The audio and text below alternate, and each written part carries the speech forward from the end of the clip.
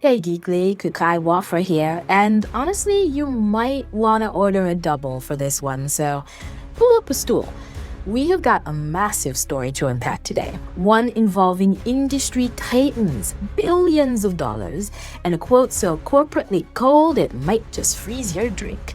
We are talking about the biggest shakeup in media, Netflix buying out the bulk of Warner Bros. Media portfolio. But we're not here to talk about movies or Superman reboot number 50. We're here to talk about what this means for us, the gamers, and specifically the fate of Warner Bros. Games. So let's lay out the facts on the table. If you missed the headline, Netflix has entered a definitive agreement to acquire the bulk of Warner Bros. Media assets. We are talking about a deal worth approximately $82.7 billion. That includes taking on over $10 billion of debt. It's huge. It gives Netflix the keys to DC Comics, Lord of the Rings, and yes, Warner Bros. Games. That means studios like NetherRealm, the folks behind Mortal Kombat, Avalanche Software, who made Hogwarts Legacy, and Rocksteady, the legends behind the Arkham series. On paper, Netflix just became a video game juggernaut overnight. Now, let's play devil's advocate for a second. Let's look at this from the suit and tie perspective. Honestly, you can see why this happened. Warner Bros. Games has not exactly been having a champagne year. Aside from the massive success of Hogwarts Legacy, they've been stumbling hard. Remember Suicide Squad killed the Justice League? Yeah, we all tried to forget that disaster. It lost them a ton of money, so from a business standpoint, Netflix coming in with a massive check might look like a lifeline. It stabilizes the shit, and hey, Netflix co-CEO Gregory Peters explicitly said they're, quote, super excited, unquote, about properties like Hogwarts Legacy. He acknowledged that the studios have great people and great potential. In a way, having a parent company with practically infinite money like Netflix could mean these studios finally get the budget and security they need to bounce back without Warner Bros. Breathing down their necks about quarterly losses. But it is when I started reading the actual transcript of the investor call, article is in the description by the way, that I started to twitch. Because there's a difference between buying a fixer-upper and treating a legacy like trash. And this is where we get to the absolute nonsense part. When asked how much the gaming division influenced this $80 billion purchase, Gregory Peters admitted something shocking. He said, and I'm paraphrasing but barely, that they attributed zero value to the gaming business in their valuation model. Zero value. Let that sink in.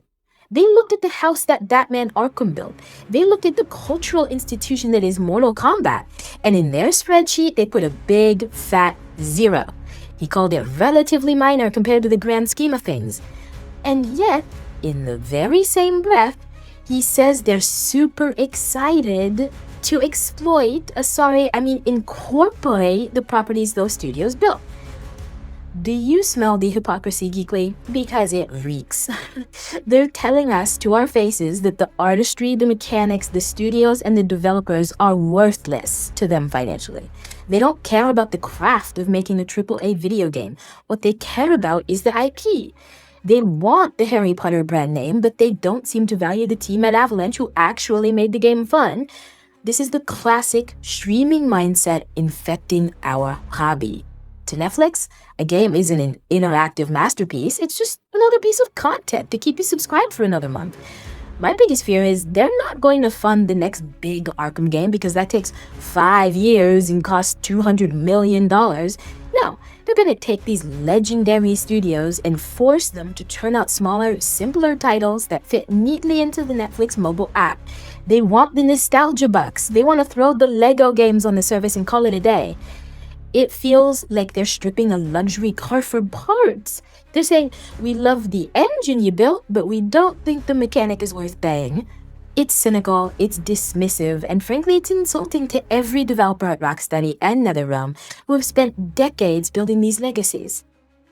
Anyways, the full breakdown is in the article in the description. Go read the quotes for yourself. So Geekly, you're the judge. Is Netflix's deep pocketbook exactly what Warner Bros. Games needs to survive their recent failures? Or, as I suspect, is this the death knell for these studios as we know them, with Netflix just harvesting their IP for content while letting the actual AAA development die on the vine? Let me know what you think in the comments. this is a teaser, not the full rant yet. Did they actually dare? Click the link, keep watching, and you'll see. And that is the ugly truth about Netflix trying to pick the bones of Warner Brothers.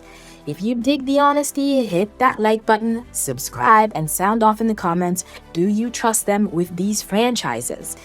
If you want to keep me caffeinated for the next rant, the Buy Me a Coffee link is right there in the description. Speaking of next time, should I broadcast from the Batcave or the Bridge of the Normandy? Let me know. I will catch you on the flip side. This was Kakai Wafra for NewsGeekly.